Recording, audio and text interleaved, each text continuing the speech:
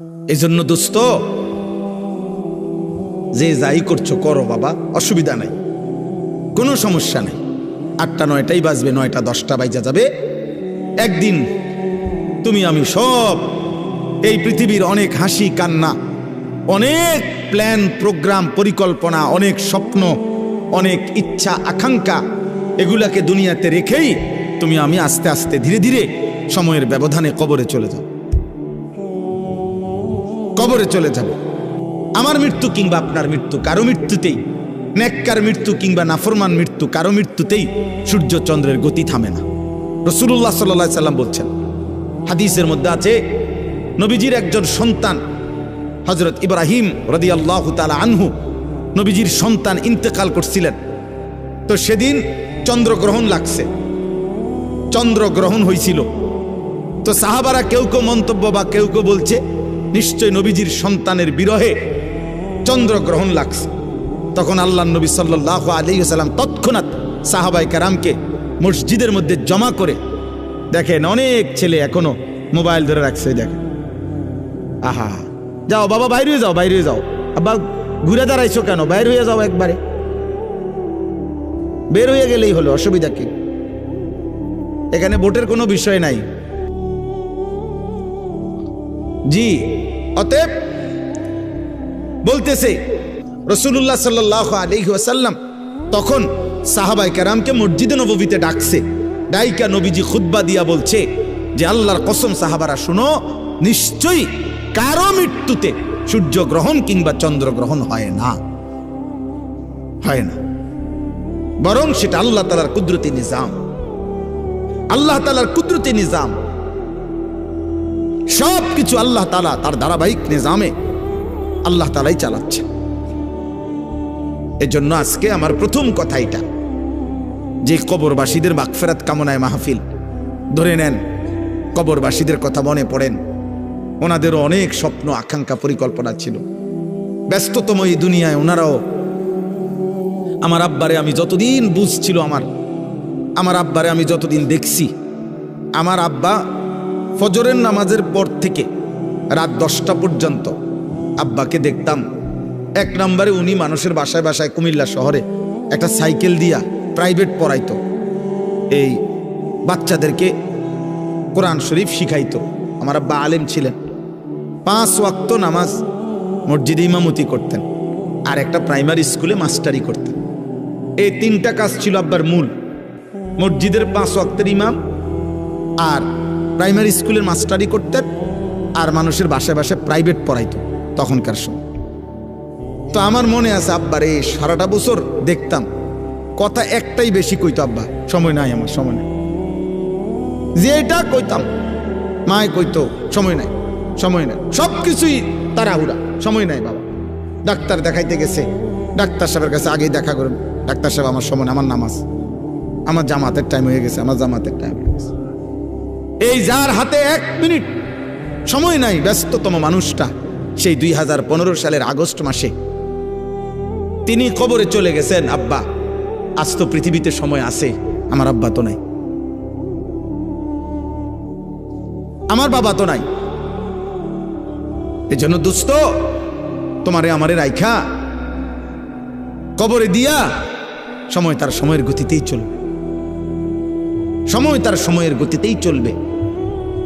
আবার আমাদের সামনে মহান আল্লাহ পাক রব্বুল আলামিন মাহে রমজান আবারও আমাদের সামনে এনে দিয়েছেন, আবারও সামনে নিয়ে আসছেন। আল্লাহ যেন বলে, বান্দা ঘুরে ঘুরে বিভিন্ন আঙ্গিকে আমি চেয়েছি, বান্দা মূল টার্গেট আমার, কখনো শবে বরাত দিলাম, কখনো রমজান দিলাম, শবে কদর দিলাম, এতেকাফ করতে বললাম, মুহররমে আশুরা দিলাম, জিলহজ মাসের নফল রোজা রাখার সময়গুলো দিলাম। এরপরে সারা বছর আমি আল্লাহ তাআলা প্রতিদিন শেষ রাত্রে আমি আল্লাহ তাআলা বান্দা তোমাকে ডাকলাম।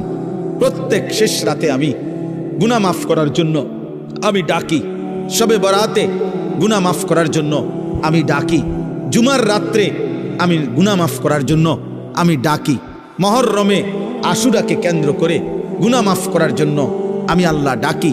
রমজানের প্রতি সেকেন্ড ওয়ালিল্লাহি উতাকাউ মিনান নার, আল্লাহর জন্য আল্লাহ তাআলা প্রত্যেক রাত্রিতে কোটি কোটি বান্দার গুনাহ মাফ করে। আল্লাহ বলেন, এভাবে বারবার চেষ্টা করেছি বান্দা, কখনো রাত দিয়েছি, কখনো দিন দিছি, কখনো মাস দিয়েছি, কখনো 10 দিন দিছি, ওয়ালায়ালিন আশর, কখনো সপ্তাহ দিয়েছি, কখনো ঘন্টা দিয়েছি, কখনো স্থান দিয়েছি কাবা, কখনো দিয়েছি আরাফা, কখনো দিয়েছি মিনা, কখনো দিয়েছি মদিনার রওজা। চারিদিক দিয়ে তোমারে চেষ্টা করছি জাহান্নাম থেকে বাঁচাইতে, জান্নাত দিতে, কিন্তু তুমি নাফরমান, কোনোভাবেই আমি আল্লাহরে পাত্তা দিলাম না। তোমার নারী দেখা শেষ হলো না, তোমার সুদে শেষ হয় না, কিস্তি শেষ হয় না, তোমার দোকানদারি শেষ হয় না, তোমার সংসারের চাহিদাই শেষ হয় না, তোমার লজ্জাস্থানের চাহিদাই শেষ হয় না, তোমার অসভ্যতার নোংরামি শেষ হয় না। হায় নাফরমান, একদিন শেষ হবে, সেদিন যেদিন তোর মুখের উপরে কবরের মাটি ফেলবে। দুনিয়া তোকে একদিন মাটি মারবে, মাটি। তোর নাতি তোকে একদিন মাটি মারবে, কবরের মাটি ছুড়বে। আল্লাহ নবী সাল্লাল্লাহু আলাইহি সাল্লাম বলছেন, লা ইয়ামলা আফাহু ইল্লা তুরাব। আল্লাহ তাআলা বলছে, দুনিয়া লুভির মুখ পূর্ণ হবে না কোনোদিন মাটি ছাড়া, মাটি। ওর মুখে মাটি মারবা, কবরের মাটি, কবরের মাটি। এই জন্য একটা ছেলে, একটা বাবা, একজন মা, একজন বোন, প্রত্যেকেই এই চূড়ান্ত টাইমার আর মাত্র অল্প কয়েকটা দিন। সারা পৃথিবীর মোমেনের ইন্তেজার মাহে রমজান। এই মুহূর্তে যাদের আখিরাত দরকার, শুধু ভাত খাবে আর পেশাব করবে, পায়খানা করবে, আর ঘুম যাবে, ঘুমের তুইটা আবার লাফাবে। এইটা কোনো মানুষের বাচ্চা বলে না। এটা মানুষের বাচ্চা হলেও তার শিক্ষা আছে, দীক্ষা আছে, আদব আছে, আখলাক আছে, চাল চলন শেখানোর বিষয় আছে, সবকিছু ভিন্নতা। ওয়ালাকাদ কাররামনা বানি আদম। আল্লাহ তাআলা বলেন, আমি আদম সন্তানকে আমার সমস্ত সৃষ্টির উপরে সম্মানিত করেছি। ওদের সকল সৃষ্টির চাইতে ভিন্ন। মানুষকে গরু ছাগলের মতো না, বরং মানুষ ভিন্নতা আছে। তাকে আল্লাহ তাআলা সবকিছু শিখাইছেন। এজন্য নবী সাল্লাল্লাহু আলাইহি ওয়াসাল্লাম পেশাব, পায়খানা, ওযু, গোসল, আহার, নিদ্রা, হাঁটা চলা, খাদ্য খাবার, 24 ঘন্টা যা কিছু জীবনের একটা নিঃশ্বাস কেমনে ফেলবে, আল্লাহ নবী সাল্লাল্লাহু আলাইহি ওয়াসাল্লাম তাও উম্মতকে শিখাইছে। কারণ মানুষ শিখতে হয় কারো হাতে, মানুষ গড়তে হয়, নিজেকে সাজাইতে হয়, কারো তত্ত্বাবধানে নিজেকে গড়ে তুলতে হয়। এই জন্য আমি সব সময় বলি, অনেক ছেলে পেলে আছে, অনেক রসিকতা করে, দুষ্টামি করে অনেক মজা পায়। মনে করেন কোনো একজন বয়স্ক লোক, কোনো একজন আলেম, বা কোনো একজন দাড়ি টুপিওয়ালা মানুষ, অথবা কোনো একজন মা বোন পর্দানশীল, তারে একটা বিদ্রুপ করতে পারলে হে খুশি, যে দেখছত কইছি। হ্যাঁ, হে মনে করছে আমি একটা বিরাট কাজ করছি, চালাকি করছি, একটা বুদ্ধিমানের কাজ করছি। বেটা আহাম্মক, বরঞ্চ খবর নিলে বুঝবা যে তোমার উপরে আল্লাহর লানত। এই কারণে তুমি আল্লাহর থেকে বিমুখ, তোমার উপরে অভিশাপ মূলত। হ্যাঁ, এই জন্য তোমার হালাত, এই জন্য তোমার হালাত। তোমার 365 দিনে, এক বছরে এমন একজন কেউ জোটে নাই যে তোমারে একবার মনে করাই দিবে যে কিরে আব্বা ফজরের নামাজ পড়তি না।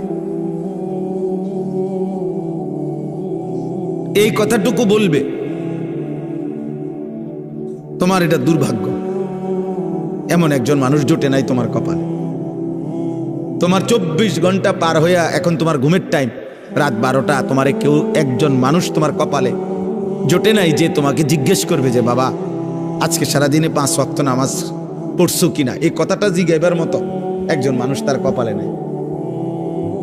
এর চাইতে বড় লানত তার কপালে আর কি, এর চাইতে বড় অভিশাপ কি আর। খায় দায়, ঘুম যায়, আবার উঠে পেশাব পায়খানা করে, জন্তু জানোয়ারের মতো। জানোয়ার খায় দায়, ঘুমায়, পেশাব পায়খানা করে, আবার উঠে। এক হাইওয়ান, এক জানোয়ার, এক পশু, যে পশুর আল্লাহ নাই, সেজদা নাই, আখেরাত নাই, হালাল হারামের কোনো পার্থক্য নেই। এই তো জন্তু জানোয়ারের আখলাক। এই জন্য খুব চালাক মনে করো না নিজের, খুব উল্লাস ফুর্তি করো না। বললাম অনেক ছেলে, আমি প্রায় এটা ভাবি, অনেক ছেলে আছে মনে করে খুব বুদ্ধিমান। আরে বুদ্ধিমান না বেটা, তোর বদনসিব বেটা, তোর বদনসিব বেটা, দুর্ভাগ্য বেটা। আলহামদুলিল্লাহ আমি আমার পুরা ছাত্র জীবন এবং আমার কর্মজীবনেও আল্লাহ আমার এমন মা জুটাইছে। আমার মা প্রতিদিন ফজরের নামাজের জন্য যতক্ষণ ঘুম থেকে না উঠছি, মা ঘন্টা ফিটাইয়া, স্কুলের ঘন্টা টুং টুং করে বাজায়, যে ঘন্টা দিয়া বাইরে বাইরে দরজার সামনে আম করে উঠাইছে। মা আম করে উঠাইছে। আলহামদুলিল্লাহ বহুদিন আমার যখন একটা বাচ্চা হয়েছে, আমার বিবি বাচ্চা আছে, আমার সন্তান আছে যখন, তখনও মা আম করে দরজার সামনে আইসা দরজার ঘন্টা ফিরত। কইতাম মা উঠছি তো, কইতো না উঠ, দরজা খোলো, লাইট জ্বালাও। শোয়ার থেকে উঠছি তো কইলে হইতো না। তাহলে এটা সৌভাগ্য আমার জীবনে, আমার জীবনে সৌভাগ্য যে আমি ছাত্র জীবনে আমার বড় ভাই আমার দিকে বারবার খেয়াল রাখছে। আমি চুল কাটে আসছি তো বড় ভাই হাত দিয়ে দেখছে, চুল সমান হয়েছে না, বলছে আবার যাও। 3 বার চুল কাটাইছে, একবারের চুল। আলহামদুলিল্লাহ, বিনিময়ে ঠকি নাই। এজন্য সবাই মিলে এটা ভাবা দরকার। ছেলেরা কারো জন্য কেউ আটকায় না। আমি আবারও বললাম, তুমি নষ্ট হইতে হইতে ফচ্চা যদি গন্ধ ছোঁড়ে, নারী দেখতে দেখতে, উলঙ্গ ছবি দেখতে দেখতে, অশ্লীল দৃশ্য দেখতে দেখতে, বেহায়াপনা, অসভ্যতা, মদ, জুয়া, বন্ধুদের অসৎ আড্ডা, নোংরা কথাবার্তা কইতে কইতে ফচ্চাও যদি যাও, গন্ধও যদি ছোটে, তোমার এটাই না ধরার মতো টাইম মানুষের হাতে নাই। মানুষ খুব ব্যস্ত, প্রচন্ড ব্যস্ত মানুষ, সবাই ব্যস্ত। যে যে লাইনে গুনার কাজ যারা করছে তারাও খুব ব্যস্ত, নেকের কাজ যারা করতেছে আলহামদুলিল্লাহ এখন তারাও খুব ব্যস্ত। ওই যে আমি মৌলানা সাহেবকে কইলাম যে ভাই আমি, আপনি, উনি মহব্বত করেই বলতে চাইতেছে, তা আমি বললাম না ভাই আমি, আপনি আমার এতক্ষণ লাগাই আমার নাম করবেন, আমার এই টাইম নাই। তাহলে বুঝানোর উদ্দেশ্য হলো কারো হাতেই টাইম নেই, কারো হাতে সময় নেই, বুঝলেন না? আমি পদে পদে দেখছি বিজিবি, আর্মি, ক্যান্টনমেন্ট থেকে। তো আমি বাসার থেকেও আমার হাসতেছে, বুঝি আজকে সে ওয়াজে যায়। আমি বললাম ওয়াজ না যাইতে আসি, যে দুজনে আটকে যা মুজে এনে না এলাম বাসা, খালাস, অসুবিধা কি? আল্লাহর কথা বলার চেষ্টা করব, না হইলে আয়ে পড়ুন। তো আর আমি কোনো পুঁজি ঘাটাইছি না যে এনে আমার বিরাট মাল লস হয়ে যাবে, বুঝছেন না? গতকালকে রাত্রে টাঙ্গাইল থেকে আসছি, তখন জায়গায় জায়গায় আর্মি গাড়ি চেক করছে, ব্যাগ চেক করছে, সব চেক করছে, আবার সালামও দিচ্ছে, দোয়াও চাইছে, চেকও করছে। ঠিক আছে ভাই, ঠিক আছে। এজন্য বললাম আব্বা, মানুষ প্রচন্ড ব্যস্ত, প্রচন্ড ব্যস্ত। মানুষের মধ্যে এখন দুনিয়া, মানুষের উপার্জনের চাহিদা বেড়ে গেছে, কর্মের বিভিন্ন সুযোগ বেড়ে গেছে এবং টাকা পয়সার প্রয়োজনও বেড়ে গেছে। আমি প্রায় বলি, আগে এক বাড়ির মানুষ ছিল 20 জন, টয়লেট বাড়ির ওই কোনাত একটা দিয়ে সাজতো, বেড সবাই। অহন 6 রুম, 6টাই বাথরুম। হ্যাঁ, অ্যাটাচড বাথরুম না। তাহলে এখন এই বেচারার 6টা বাথরুমের 4টা বাথরুম যদি করতে হয় তার বিল্ডিংটার ভিতরে, তাহলে কি পরিমাণ স্যানিটারি মালামাল দরকার, তাহলে অনেক টাকা দরকার।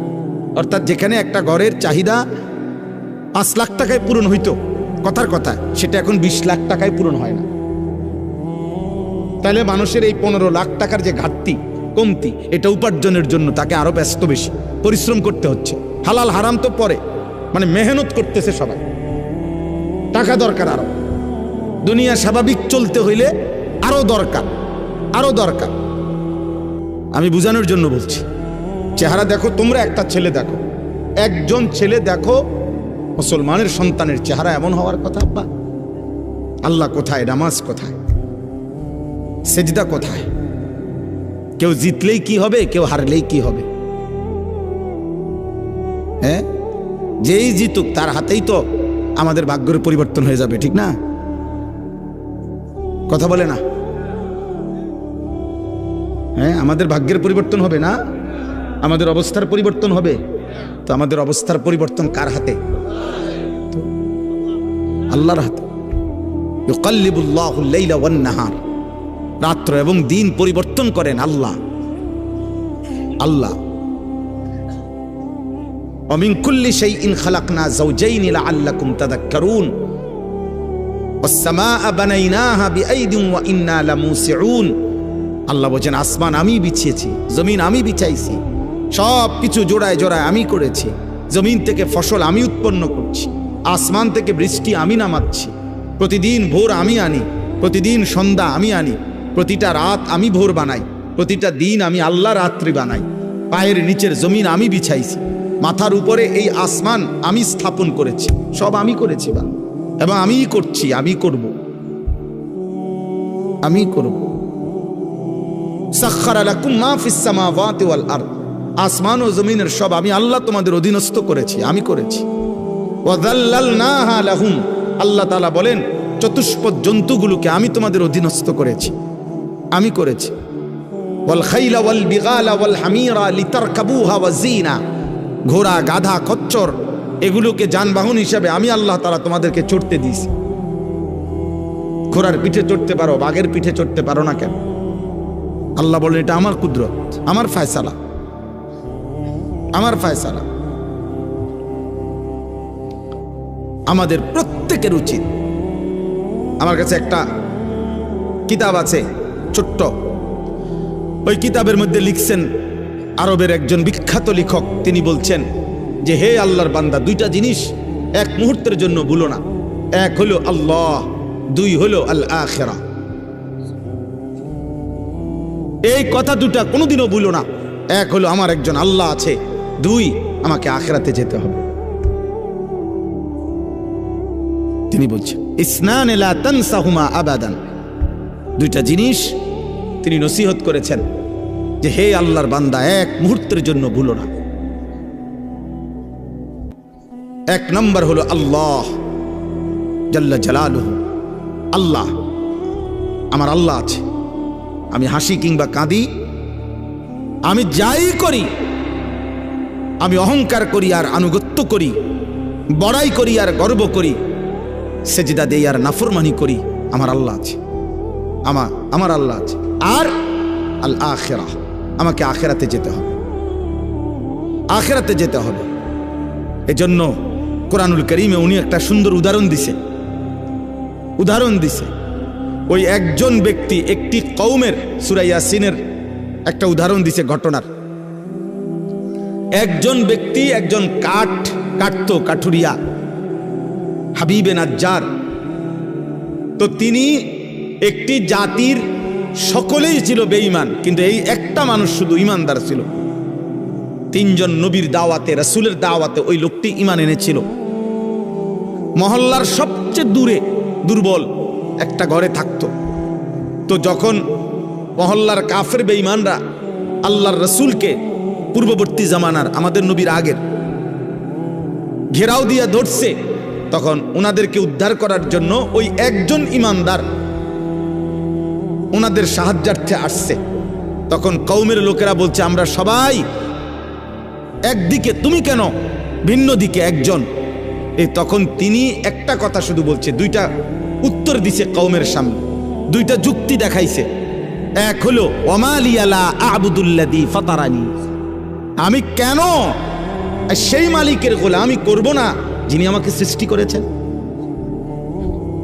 আরে বেটা, এটা তো সাধারণ কমন সেন্স। যিনি আমাকে সৃষ্টি করেছেন তিনি বললেন, হে জাতি তোমরা কি বলছো? তোমাদের দেখা দেখি আমি আল্লাহর নাফরমানি করব কেন? তিনি আমাকে সৃষ্টি করেছেন, আমি তার ইবাদত করব না কেন? আর কি ওয়া ইলাইহি তুরজাউন, দ্বিতীয় হলো আমি তো এটাও জানি আমাকে তো তার কাছেই ফিরতে হবে আখিরাতে। তাহলে আমি আল্লাহকে ভুলবো কেমনে? তিনি না আমাকে সৃষ্টি করেছেন। আমি আখিরাতকে ভুলবো কেমনে? আমাকে না সেখানে যেতে হবে। কি চমৎকার উদাহরণ দেখছুনি। ওই ছোট্ট একটা বই আছে না, ইলা শাবাব গাড়িত, এই বইটা আছে। হ্যাঁ, এই জন্য দোস্ত, যে যাই করছো করো বাবা, অসুবিধা নাই।